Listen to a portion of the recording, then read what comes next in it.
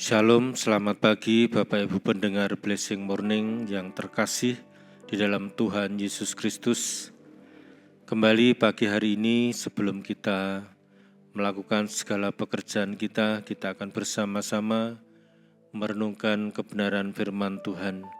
Dan biarlah firman Tuhan boleh berbicara kepada kita semua, boleh menguatkan maupun menegur kehidupan kita, dan kehidupan kita semakin berkenan di hadapan Tuhan.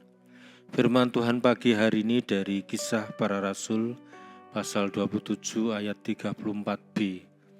Demikian firman Tuhan. Tidak seorang pun di antara kamu akan kehilangan sehelai pun dari rambut kepalanya. Mari kita bersama-sama berdoa. Kami rindu mendengar suara Tuhan, pesan Tuhan untuk kami semua pagi hari ini. Biarlah melalui bacaan firman Tuhan dan renungan pada pagi hari ini, firman Tuhan semakin menguatkan kehidupan kami. Betapa sesungguhnya kehidupan kami sangat rapuh dengan berbagai ancaman, bencana, dan lain sebagainya. Tetapi kami bersyukur karena kami punya Allah yang sanggup melindungi kehidupan kami. Terima kasih ya Tuhan, berikan kami hikmat agar firman-Mu benar-benar kami pahami dan kami lakukan. Di dalam nama Tuhan Yesus. Tema renungan pagi hari ini saya beri judul menghadapi badai dengan iman. Bapak Ibu Saudara yang terkasih, ketika seseorang menghadapi masalah yang berat, terlebih-lebih yang mengancam keselamatan jiwa, maka orang tersebut pasti mengalami ketakutan. Kata takut menurut Kamus Besar Bahasa Indonesia memiliki arti merasa cemas terhadap sesuatu yang dianggap membahayakan, merasa gentar terhadap sesuatu yang diyakini menimbulkan bencana. Ayat yang kita baca pagi ini dilatar belakangi kisah dari Paulus dan beberapa orang tahanan lain yang diserahkan kepada seorang perwira yang bernama Julius dari pasukan Kaisar, sedang berlayar menuju Roma. Kapal mengalami angin badai sehingga hanyut terombang-ambing. Namun yang luar biasa, Bapak Ibu Saudara, adalah Paulus menghadapi semuanya itu dengan iman dan bisa melihat bahwa Allah menolong mereka, sehingga Paulus berkata, tidak seorang pun di antara kamu akan kehilangan sehelai pun dari rambut kepalanya. Alkitab mencatat peristiwa yang menakutkan tersebut. Dalam Kisah Para Rasul pasal 27 ayat 29, dan karena takut bahwa kami akan terkandas di salah satu karang, mereka membuang 4 sauh di buritan dan kami sangat berharap mudah-mudahan hari lekas siang. Karena rasa takut yang menyerang sampai-sampai orang-orang memutuskan untuk membuang 4 sauh sekaligus. Sauh adalah alat berkait yang terbuat dari besi yang dilabuhkan dari kapal ke dasar laut dengan tujuan supaya kapal dapat berhenti. Sauh disebut juga jangkar. Jadi sauh digunakan untuk membuat kapal berdiam dan bersandar dengan benar supaya tidak terbalik dan tenggelam. Dengan sauh sebuah kapal akan kokoh menghadapi hantaman ombak dan angin badai. Bapak Ibu Saudara yang terkasih di dalam Tuhan, bahtera kehidupan kita pun akan mampu bertahan di tengah amukan badai. Persoalan hidup ini apabila kita memiliki sauh dalam tanda kutip. Adapun sauh yang harus dimiliki setiap orang percaya adalah iman. Iman adalah dasar dari segala sesuatu yang kita harapkan dan bukti dari segala sesuatu yang tidak kita lihat.